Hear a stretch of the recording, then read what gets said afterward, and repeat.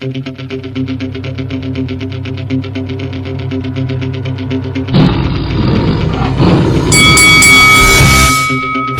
it. Yo, what's up? It's Brother Jack. You watching Lights Out TV.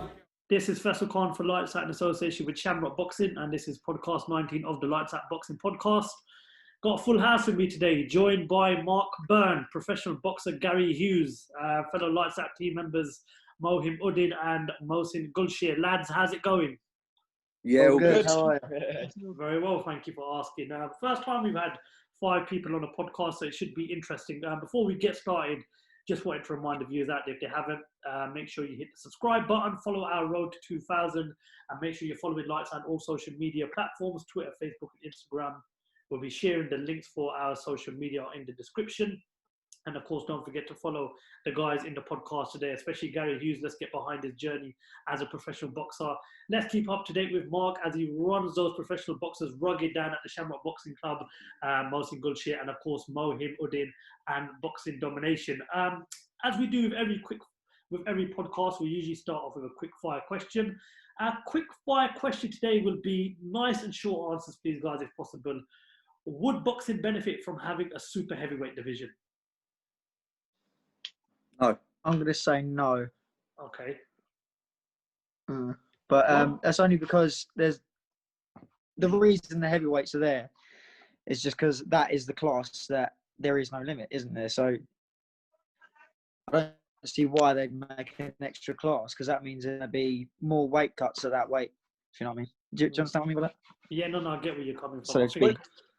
So let me just ask, when you're thinking of super heavyweights, are you thinking of, you know, when we're going back in time, like the Butter Beans and the Andy Ruizes? Yeah. I think he's thinking bigger than that, like Nikolai Valuev sort of size. Is that what you're thinking? Yeah. Definitely, but 100%. That is beyond super heavyweight, honestly. Yeah. Ron, what's your thoughts on it? Do you think boxing would benefit from having a super heavyweight division? I don't think it's required. I don't think it's necessary. I mean, heavyweights, everyone knows they're the big boys.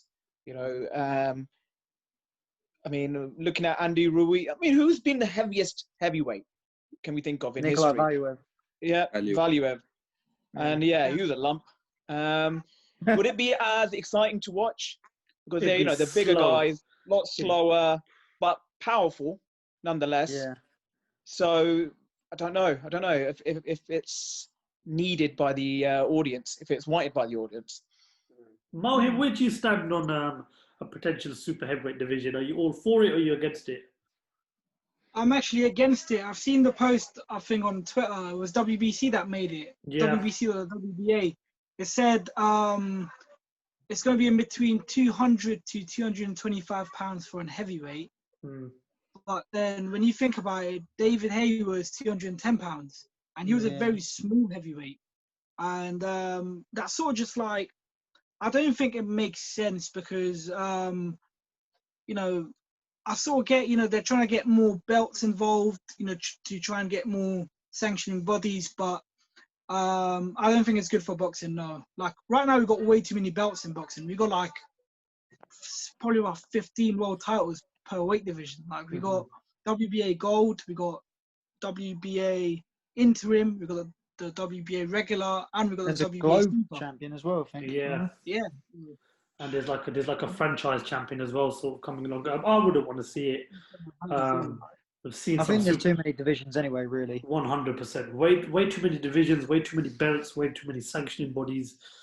But listen, nothing surprises you in this sport. I mean, if we've got a world champion and you've got a global champion in the coming into boxing, it wouldn't surprise me. But let's move on. Let's talk about Saturday night's Fight Camp Week 4. The biggest fight in boxing this year, since obviously Fury Wilder 2, was Povetkin versus Dillian Whyte, and I think a lot of the majority of the boxing population had Dillian Whyte going into that fight and winning it due to being the next mandatory for the WBC heavyweight title.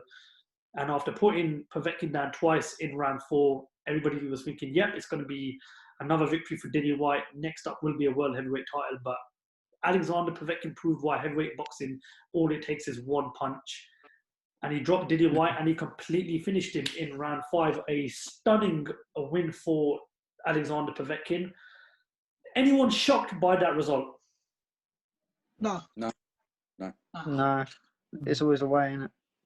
Especially There's always a chance that someone Yeah. lands that big punch and then that wipes anything out completely. Doesn't matter how far ahead you are.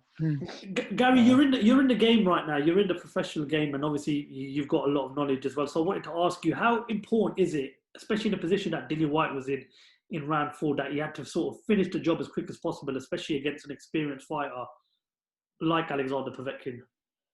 Well, I think being the heavyweight division, there's always that risk if you don't finish them early that they're going to get back up and hurt you, and that's exactly what happened. So I think what he should have done was taken advantage of having him hurt so early, and then even though he'd have to put himself on the line by trying to go for the knockout, I think it would have been probably worth it, and he would have got him out early enough.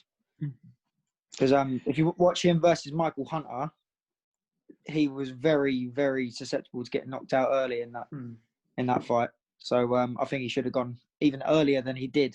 I think he should have actually gone for him earlier in the fight. I mean, I'm thinking back to that 4th round. I mean, he got dropped twice, but at no point did he look like he wasn't going to get up. He got up quite comfortably. So, yeah. I mean, that first knockdown was on the temple. I think he took it on the temple. So obviously his equilibrium was all over the place. So I think he just needed to get his bearings back up. And then the second knockdown wasn't, they weren't heavy knockdowns. It wasn't that vicious Dillian Whyte left hook that he's known for finishing the fight. He was slated by AJ that he's lost that killer instinct. If you've dropped him twice, then you should have finished him off. But obviously, we know that Povetkin had alternative plans for that fight. Yeah, exactly. I think you probably hit the nail on the head. He did. I wouldn't say lose the killer instinct is not the word I've used, but I agree with you on that respect. I think he got a little bit complacent because he boxed him for 4 rounds, but also you can't take nothing away from Dillian Whyte because I think he was sticking to a new game plan from a new trainer, and he just got caught. Mohim, sorry. Dillian Whyte he came in really good. He looked really good, compared to his previous fight. He lost a stone. Yeah. And he's changed up his, training regime, new trainer. Could that been a missing link that could have finished it? That could have played on his mind. I mean, as I said from the last episode, which obviously couldn't really go through, I personally saw a massive error in the communication between Dillian Whyte and his corner. I don't remember if you guys, I don't know if you guys remember me saying it, but he was listening to Dave Caldwell in the corner when Dave Caldwell never really was, they've never actually seen him train, if you know what I mean. So obviously with Zav being in his corner made sense because Zav was there for the Maris-Rak fight, but he, just didn't make sense because he was looking over and listening to Dave's words. And in the corner, I think you only have about 45 seconds, don't you? You get 60 seconds, yeah. 60. So obviously it didn't make sense because Dave probably never even seen him train properly for about a week. The thing is, you've got, he's moved to a trainer, which is Xavier, and I don't know him personally that well, but he's a good trainer. But all I can say from my experience as a coach, as a young coach, you've got Dave Caldwell, who's a very, very experienced coach at world level. Now, I'm not at that level yet. So he may have been given permission to listen to Dave because it is a different level. And I can't remember if Xavier's been to that level before as the head coach. So I don't know. I mean, it could have been, that's the instructions they were using anyway. You've got 2 experienced coaches, but you've got a very good experienced coach in Dave Caldwell at world level and elite world level. Can I just ask Gary a question? Because, obviously he's a fighter. Gary, when you're going in that corner, is it confusing? Is it conflicting when you get 2 pieces of advice from 2 different coaches? I mean, it's a very limited time and your adrenaline is pumping. So what is it like in that corner? Yeah. Well, when you first get back into the corner, you need to get your breath back first and foremost. So you'll try to compose yourself, get your heart rate down, and then that's when they start talking. It's not as soon as you get back in the corner because that can just frazzle your brain and then you're not taking any of it in. So they calm you down first and then they give you some water and then they start giving you the game plan. And when you've got more than one person talking to you at a time, it does really confuse things. So, for example, in my last fight, we had Mark working on my swollen eye, and he wasn't saying much, but Mervyn was talking to me the entire time and like just telling me what to do like over the next round. So when it works like that, it works perfectly. But if there's too many people and like too many people talking in your ear, then you can't really take anything in at all. I agree with what you're saying as well, because when you do get into that corner, you just want to hear one voice, one set of instructions. I mean, when, like Mark said, you've got 60 seconds, you're hearing voices from that angle and voices from that angle, and you've got such an experienced fighter in front of you like Povetkin. Let's talk the rematch. Do you guys see Dillian Whyte winning that rematch, and what adjustments would you say he has to make in terms of going into that rematch with Povetkin? Because this is now the biggest fight of his career, because if he does lose now, a lot of people say there is no way back for Dillian Whyte if he loses this rematch. I'd say it wasn't a fault with his game plan or anything, because the game plan was working well. But when he tried to counter with a left hook as Povetkin slipped in for the uppercut.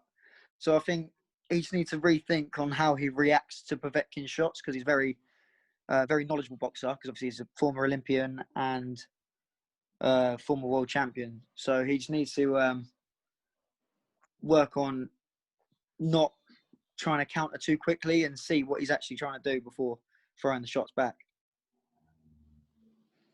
Guys, your thoughts on the rematch? What sort of prediction do you give for it? And do you think Povetkin will repeat what he did on last Saturday night, or do you think we will see Dillian Whyte come through this fight? Because as I mentioned, the stakes are now massive. I mean, for a while he has to forget about a world title shot, and he's got to think, right, I need to put this right. I've got to go in there and I've got to beat an experienced fighter like Povetkin, who's proved all it takes is one punch and a couple of seconds, because he was down and out at one point in that fight. I think Dillian Whyte. Sorry, I'll let you go. I mean, Povetkin's 40 years old, and he's got another payday. George Foreman was how old when he won a world title? What it was, his third world title? Yeah. Age is just a number for me, especially in the heavyweight division. I'm commending him that at the age of 40, he was written off going into that fight. This was. People said, a lot of analysts said that this is a risky fight, but Dillian Whyte should come through. We know that Povetkin, he's got a great amateur record. He's a really good, solid, Eastern European boxer. And he surprised, he did what I remember they were watching Sky Sports and they were doing the analysis of that, him kind of ducking down and kind of going low, and that uppercut punch. Because he did something similar against Price as well. Yeah. So, I mean, I wouldn't rule him out. I wouldn't say it's a foregone conclusion that Dillian Whyte's going to get that win. But he's going to be he's got a lot more respect from him now that you probably didn't have before. Mark, if you look at it, there's only 2 defeats have come against Klitschko and Anthony Joshua. And his last three fights, last 2 fights prior to this Dillian Whyte fight were against Michael Hunter and, of course, Anthony Joshua. Before he got knocked out against Joshua, I had him winning on points, and the Michael Hunter fight, I actually had him winning rather than the judges giving it as a draw. Do you think maybe that he was sort of underestimated going into this fight? Definitely, yeah. Who's going? What do you think, Mark? What do you think, Mark? Do you think he's underestimated? Who, Povetkin? Yeah. I don't think he's underestimated. No, I really don't. I just think they had a game plan. Dillian Whyte obviously stuck to it for 4 rounds, and you could see that. The only game plan I would like to see him change is when he boxes like he's been boxing with how Xavier's probably wants him to box, which is very good, to still keep that aggression that he does have. And when he does get the stiff of hurting someone, try and finish him off, because that's what he didn't do. That's the only thing I could ever sort of say he didn't do in that fight. He didn't go in for that final kill. Mohim, where do you stand on what on Povetkin? Was he sort of underestimated? Do you think that perhaps this whole mandatory position of getting to a world title shot might have played its part? or do you think perhaps having two, good trainers in his corner? What do you think is the issue behind that knockdown? Honestly, obviously the punch was obviously a perfectly timed uppercut. When I rewatched the fight again, I've sort of seen Dillian Whyte did take a lot of damage to the body prior to the knockout, which we haven't really seen from his previous fights, really. So I don't exactly know what really went wrong with the whole corner and whatnot. But I do think in the rematch, Dillian Whyte's obviously, rather than trying to go for a knockout, I think he's going to try and come and box the whole way, the way he's done with Oscar Rivas. But yeah, no, I seriously think he can definitely, come through in the rematch. I think we've all got to remember that there was nothing wrong with the corner. There was nothing wrong with his training. Nothing wrong that Dillian did. That's just a first-class heavyweight punch, and that's the bottom line of it. Okay. Well, as you just said, it was a first-class heavyweight punch, and honestly, it was a stunning knockout. And credit goes to Povetkin, being 40 years old, coming back from being knocked down twice from the canvas, and to go and do that, it just proves we've got another big contender in this heavyweight division. Moving on, guys. Katie Taylor, of course, won on the night as well, retaining her undisputed lightweight women's title, beating Delphine Persoon via points. A lot of people are comparing Katie Taylor as the greatest women boxer of all time. Guys, do you agree with that, or do you think there's still a lot more she needs to achieve in order to get that sort of that tagline as the greatest women boxer of all time? I think it depends on who they're comparing her with. I mean, how many great women boxers? I couldn't name one, and that's no disrespect to women boxing, but Layla Ali, maybe? Yeah, Layla Ali is the name, but Clarissa Shields. I don't think there's been that level of women's boxing yet to say that anyone, not just Katie Taylor, is the greatest women boxer of all time. We haven't got to that stage yet where there's been enough good women boxers, and they are coming to be competing like that, I don't think. I mean, she's achieved a lot in the game so far. I mean, amateur, the Olympics. She's gone in. What is it, 14-0 now, or 15-0? Yeah, I mean, she's got she's a world title. How many world titles has she got? She's got 4.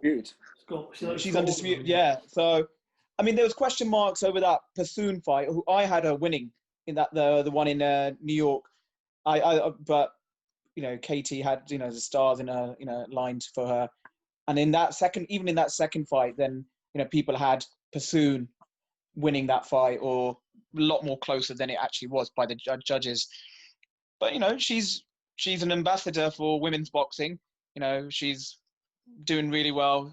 She's so I think she's gone a long way of kind of establishing herself as the GOAT, or whatever you want to call it. He set standard. Yeah. I mean, the women's boxing scene is rather exciting now, and obviously there's been talks about that Breckhouse fight, and then you've got great female boxers such as Clarissa Shields as well. Mohim, we were talking on Instagram a couple of days ago, and you were discussing, Chantel Cameron. I was watching her interview today calling out Katie Taylor. Talk to us a bit about Chantel Cameron. What sort of a threat do you think she poses to Katie Taylor? Obviously, I think Chantel, she's obviously a very good individual off the, females boxing. I think, a fight between Katie Taylor and Chantel is a massive fight for women's boxing too. We've seen Terry Harper and Natasha Jonas, and in a fight with Terry Harper and Natasha Jonas, I actually thought Terry Harper was going to come through Jonas comfortably, but it was a fight that I actually had Jonas winning. So, but I know that's a different fight to this one, but I think Chantel Cameron would definitely give Katie Taylor a run for her money, because even though Katie Taylor is a very, highly experienced amateur, in most of her fights, even with the 2 fights with Delphine Persoon, we've seen her, she takes too many punches. And with Chantel Cameron, I don't think she can afford to take as much damage as she does in the fight that she previously has taken. But I don't know if you guys agree with me on that one, but do you know what I mean? I don't know about you guys, but I think Katie Taylor takes too many punches. I think she. I mean, I remember Mark. She likes trading. She likes standing there and trading. Mark, and I think that was probably going against someone, a taller fighter like Pursuing with a longer reach. We did a podcast a few weeks ago. Me, Mark, Luke, and Mark said something about Sam Eglinton and Ted Cheeseman, as good fighters as they are. They take too many punches, and I agree. And I agree with that. And I think she will come across a fighter that will punch her one day, and it will be more than she expects, and it could end up perhaps putting her down, perhaps even knocking her out. But I do think she takes too many punches. I think she's a phenomenal fighter. But I just think there's a lot of changes she needs to make in when she does move on, especially if she wants to move up to 142 and fight someone like Breckhast. That'd be a very interesting fight as well, especially with Breckhast winning a couple of weeks ago. Final topic now. Tyson Fury did an interview with BT Sports the other day, and he's called out Anthony Joshua. We know that they're sort of scheduled to fight each other sometime next year. He's more or less said to Anthony Joshua that now's the right time to make that fight, and he said to him, Anthony, put your nuts in a handbag. Typical Tyson Fury, never too scared to say it as it is. Gary, start with you. Is now the right time to make Fury versus Joshua? Absolutely. I like this guy.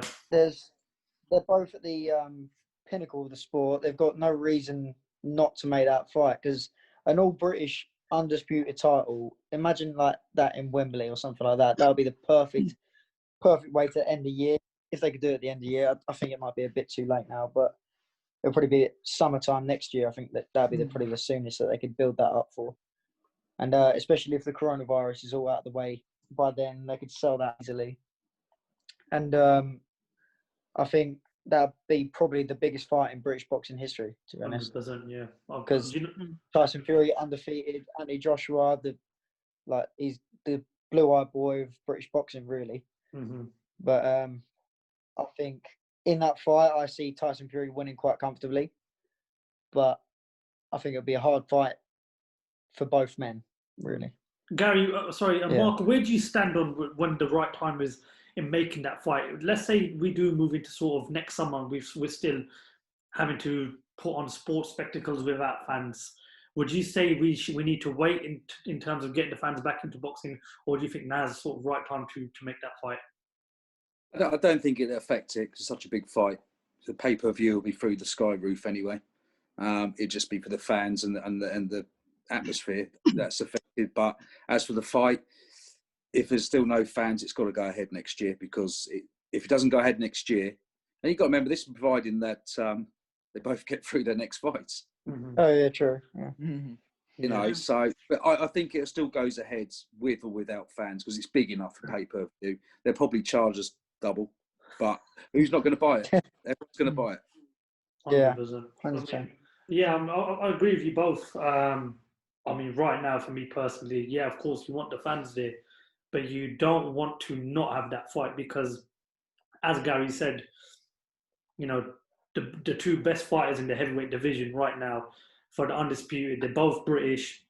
You put that in Wembley, it'd probably sell out in minutes. But I just think that this whole current pandemic situation plays a massive part in this fight not happening anytime soon. But again, we've seen with Dillian Whyte last Saturday night, we were all sure he'd come through Povetkin. Fury is scheduled to fight Wilder again. When it happens, I'm not too sure. And of course, Joshua's got a banana skin in me for fighting a guy like Pulev. Ron, are you confident that they come through those two fights? No. I don't see any reason why not. Yeah, I think, Tyson Fury's got something over Deontay Wilder, after that second fight where he shocked the world, where he said, he predicted that he was going to knock him out, and he did. So fair play to him. But we've not heard from Deontay Wilder. It's all gone a bit quiet over there, hasn't it? I think there's a social media post he put out there where Tyson Fury is like, where are you hiding, kind of thing.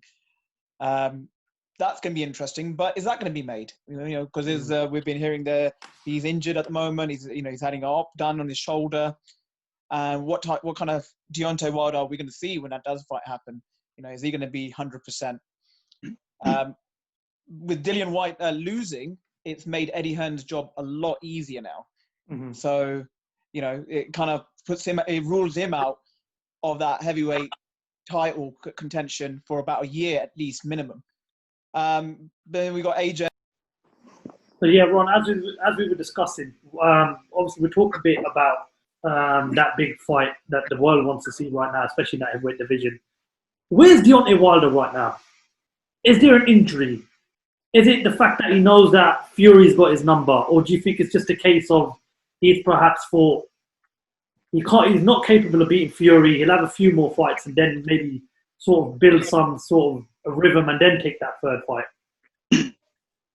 I think for his ego, I think he couldn't do that, and he was going to be missing the boat kind of thing of that big heavyweight fight for the undisputed heavyweight title. So hence he kind of was forced into that decision of that rematch straight away. I think in an ideal world, because he was just completely outboxed for practically over the two fights. He only won the rounds where he dropped Tyson Fury, which is 2 rounds. So yeah, he would have liked a few warm-up fights to kind of try out a few things. So yeah, I mean, it's going to be interesting to see what kind of game plan that they hatch in that third fight that we're all waiting for to see. Mark, you be obviously the one thing that's good that I enjoy about a rematch is seeing what adjustments a fighter can make going into a second fight. Now, when I remember being with Mohsin the night of the Fury Wilder 2 fight, and I said that the word around the camp is that they're going to look to try and perhaps make Fury, more of an aggressive fight. And I just thought that would mean Fury sort of leaving himself open going into that second fight, and that could play into like Wilder's hands. But if you look at it, it's a game plan that paid off in the end. Tyson Fury stopped Deontay Wilder in the 7th round. Deontay Wilder, to me, looked as if he never learned anything from the first fight. He looked as if he took in the game plan from the first fight into the second fight, and of course it backfired. Do you question the fighter in that sort of situation, or do you question the corner in terms of his team? My first instinct would be to question the corner, but I just think Deontay Wilder's quite a proud showbiz kind of guy, and I just think he did his own thing, and I don't think he can change his style. So, whoever's in his corner is going to have a very, very big job to even try and change him, and that includes Mayweather. I don't think you can change Deontay Wilder. I don't think he's got nothing else to add, if I'm perfectly honest. Yeah, I mean, but to be fair, that style's been working for him leading up to Tyson Fury. I mean, what was it, 35 knockouts? And yeah, I mean, he's fought some, towards most recent fights, some more credible opponents like Luis Ortiz and the Taverns, and before that, I've never heard of any of those fighters. So something was working. So if it's not broke, why fix it? I think Tony Bellew labelled his CV as a bunch of taxi drivers. Obviously, Mohim is a freelance journalist as well, just like myself. People not really giving the credit that Pulev deserves. Now, obviously, as we mentioned, Kubrat Pulev is in the mandatory position to fight Anthony Joshua. That fight's being rescheduled for a later date due to the COVID-19. Mohim, Kubrat Pulev, how much of a dangerous task is this for Anthony Joshua? And do you see this being one of Joshua's toughest fights in his career to date? I think it's a very dangerous fight for Anthony Joshua, yeah, because I remember when Pulev was the European champion fighting Derek Chisora back in Hamburg, and that was a couple of years ago. I think that was 2016. And he outboxed Chisora, and I remember I think it was round 10 or round 11. He almost managed to stop Chisora, which he didn't, but he almost managed to. And the thing is, people don't give Pulev as much credit, which I know he got knocked out by Vladimir Klitschko. Many people are saying Vladimir Klitschko done dirty tactics. But Pulev is a dangerous opponent in the heavyweight division. I do sort of see Pulev sort of being on, Pulev sort of being compared sort of old, because I think he's 38 or 39 now. But I still think he's a very dangerous opponent for AJ. And I don't think he can pull it off, but I think it'll be a good fight sort of while it lasts. It's a dangerous fight, a very dangerous fight. And I think the more dangerous it is, the more it kind of like jeopardizes the chance of seeing Fury versus Joshua. Gary, from a professional side, do you see this being a comfortable night for Anthony Joshua, or do you think Kubrat Pulev is gonna stun us all just like Andy Ruiz did last year in New York? Personally, I think that Anthony Joshua's style isn't that far off Klitschko's style, and it wouldn't surprise me if he does catch him quite early with a few left hooks. And because obviously Karabat Pulev is very open for those. But I see Karabat Pulev has made a lot of adjustments since the Klitschko fight, and he's come on leaps and bounds since then.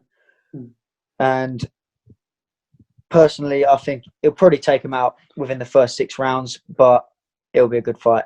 Yes, it's interesting because I think this division within the last 18 months has had so much like thrills, so much excitement, so much shocking fights as well. We never predicted Andy Ruiz would stop Anthony Joshua. We never predicted Tyson Fury would I predicted he'd win the fight. I just didn't think he'd beat Deontay Wilder the way he did. So I'm not writing anything off. And of course, from last Saturday night, every fight for me now is 50-50. But that's what makes the heavyweight division exciting. We'll move on to our final topic now. I want Mark to come out with the first answer. Mark, amateur boxing, what more can the professional side do to support the amateur boxing scene right now? Where is the next big thing in boxing?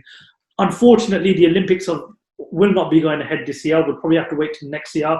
One of the most exciting things about the Olympics is looking at the new class of the younger or the next generation coming through now. I asked this question because I watched a documentary on Netflix the other day. It's called Counterpunch. And there's a documentary behind why the US Olympic team have not been successful over the last few Olympics. But what more can we do to support not just the Americans, but also the UK side of the boxing amateur scene?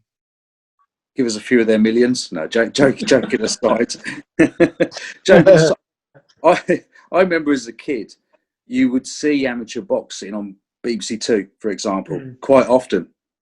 So, it is down to the TV. Start promoting it through TV more. There's big championships that go on quite regular during the season. So promote it, show it on TV. Just don't show the Olympics, show the grassroots of amateur boxing as well. Where do you guys stand on the amateur scene sort of not getting a look in right now in boxing?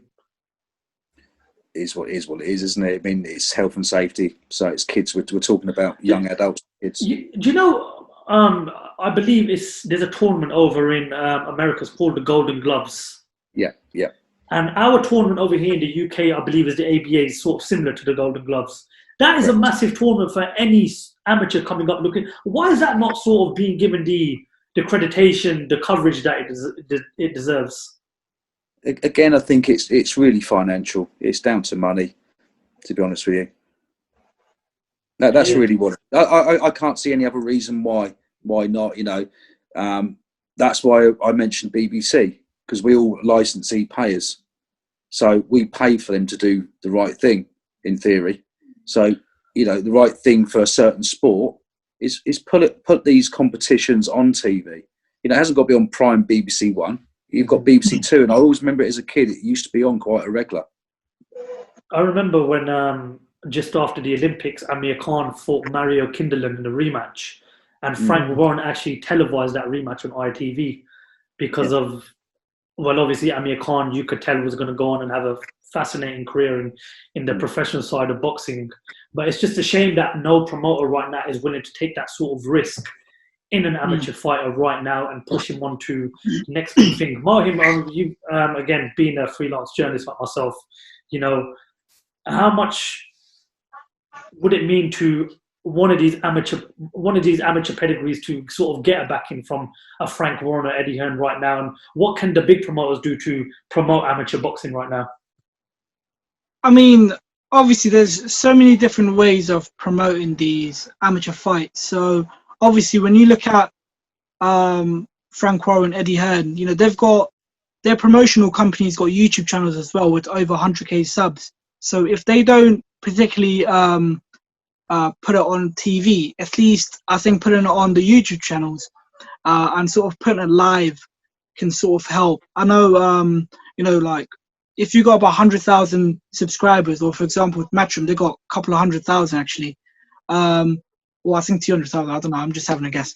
But obviously, with that being said, a lot of people are going to sort of tune in, and there's going to be a lot of new faces, and sort of doing like post-fight interviews on the YouTube channel of the amateur boxers will not only sort of help them get comfortable in front of the camera, but also like good performances can sort of lead, you know, some fighters to sort of signing with TV promoters, which obviously can be very crucial. And obviously, you know, right now there's no one really doing it. I think it's MTK Global that's currently doing a amateur boxing tournament that's going to be on IFL TV. I know Amir Khan's done a couple of shows with like some YouTubers. He's got some little kids to sort of come and box on. I think it was Adam Saleh's, you know, channel on YouTube, which was great.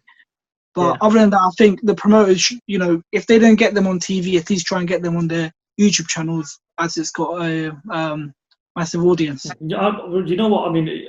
You mentioned obviously YouTube. It's a massive outlet these days. You've got so many boxing platforms. Obviously, what we do, there's loads of other people that do it as well. And you know, one thing, credit to IFL TV, they put on all the MTK Global shows on their channel as well. I think, you know, YouTube is probably the perfect platform to sort of give amateur boxing that push in the game that will get everybody interested to seeing where the next Amir Khan or the next Anthony Joshua is. Because obviously, you know, when you watch the Olympics these days and you look at the boxing side of it, people look at fighters and they think, oh, I've never heard of him. You know, I remember when, and again, no disrespect, I remember when Lawrence Okoli burst onto the scene and I was watching it, and the guy I was watching it with, he turned around and said, I've never heard this guy. And now look at Lawrence Okoli. I believe he's not far off from a world title shot. Ron, platform-wise, YouTube, Mohim says YouTube, I say YouTube. Is there anything else we can do to promote the amateur scene of boxing? I mean, I'd just love to see Sky Sports and BT Sports get involved. You know, you have these tournaments that are going on. You know, why are we not getting these coverage from that? You know, what you have to be a boxing purist to know about the ABAs and the Golden Glove winners. It's not readily available out there. So I think that's something I'd like to see a bit more of. So Gary, you've just turned professional. You've just recently left the amateurs. What did you feel was lacking in terms of getting that sort of that acknowledgement in the amateur side of boxing? It's quite an odd question actually, but I'd say probably lack of knowledge of random people. So say like you could literally go have a fight and no one would even know. So I think it would have been better if they'd like promoted it almost like a professional fight, like putting out flyers or something like that. But that could be done locally as well as like nationally, if you know what I mean. So I think you could promote yourself more, put yourself out there as an amateur boxer, or you can like put flyers around your club, to houses near you, things like that. That's the only thing other than put it on TV or on Facebook Live or something like that. That's the only thing I can think of to add. Yeah, definitely. You know, I think obviously the local community could get involved as well in terms of promoting young amateur fighters. Mark, again, obviously, you know, parents play a big part in the young fighters as well these days. Do you think that parents are sort of backing the kids that are coming into boxing enough, you know, giving them that push? And another question I wanted to ask you is as well, boxing, do we need to make it part of education as well? Okay, with parents, I think parents that take their kids to the gym, I think, you know, taking them to the gym is enough. You know, it's down to us as coaches to keep the kids safe for one, and keep them active and keep them inspired in the sport. You know, so the parents do their job in terms of getting them to the gym. You know, it's our job to make it a happy place and enjoyable for the kids, you know. What was the second question? Jeez, in terms of boxing, do adding, we need to make it adding boxing to the curriculum. Is that what you're asking? Sorry. Yes. Yeah. Dion, I think. I don't think it's a bad idea. I mean, you know, you've got PE these, especially in this country. I mean, you have PE. It pours down the rain, and they sit in a sports hall, I don't know, climbing up ladders or something, where they could be. I'm not saying they should be sparring, but they could be taught the basics, footwork, self-defense. Mm-hmm. I mean, I'd love to see it. I work. I'm a school teacher, and I'd love to see that, especially. In terms of what boxing values you get from it, you know, kind of respect and self-restraint, humility. I think these are, you know, invaluable skills, just not only in the ring but in life generally. You know, we've got where I work is a very, you know, behavior is a big issue, and I'd love to see, you know, these kids who think they could have a street fight and, you know, throw a few punches. Well, you know, step in the ring and let's see how that goes, you know, with someone who knows what they're doing. It's kind of like, break it up in the cafeteria room and take it to PE. Yeah. Okay. I think, you know, I'd love to kind of see that as a program that's rolled out nationally to all schools, you know, to help, you know, to kind of target children from these tough backgrounds and gives them an outlet to express themselves and, you know, the work ethic that you need to do, you know, you need to put in to be a good boxer. You get a lot of boxing in the army as well, don't you? And it's a shame that we're not teaching it at a young age. Mohim, obviously yourself, would you like to see boxing being taught at perhaps like maybe a high school level and beyondwards? I mean, I think teaching boxing during school and sort of teaching it to the school children can be beneficial. Mm-hmm. And I think it should be sort of added to the curriculum sports. However, though, you know, there has been talks previously. I know, I think it was Mark Prince who've sort of spoken, you know, because he's got his own conference foundation, and he's sort of spoken about it, of sort of trying to bring boxing back to schools. Obviously, I sort of get why they're not bringing it. Well, I don't exactly know why they're not bringing it to us. You know, I'm not going to act like I do. But, they try and say it's violent, but it actually helps with a lot of, like, you know, there's a lot of bullying nowadays. You know, you see a lot of videos of, you know, sort of kids being bullied and, you know, just stuff like that, really. I know there's a place in London, I think it's called the Wing Chun Academy. They teach, they give free lessons to, I think, kids who get bullied. So I think schools should really, you know, try and get boxing involved. Mm-hmm. You know, again, as you said, you know, try and get the fundamentals of boxing. You know, it doesn't have to be sparring, but I do sort of get there's always a group of kids in a school that's always going to take it the wrong way. But other than that, I think it's a great idea. You know, it should be used.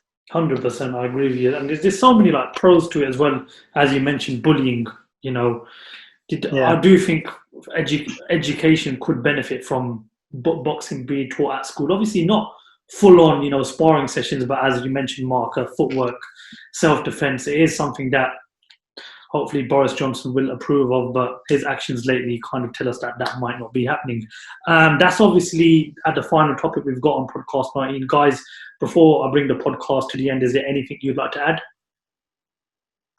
I've got one thing. I personally don't know what's going on with Box Nation. I know people are still paying for Box Nation, I think, but every time I click on Box Nation, there's some sort of Indian show that sort of pops up. I think you have to speak to Frank Warren because he's the last guy that sort of had Box Nation as his platform, right? Yeah, but I think he sold it off. Yeah. Oh, okay. I'll tune in tonight and see what Indian movie they've got on, and I might order a curry.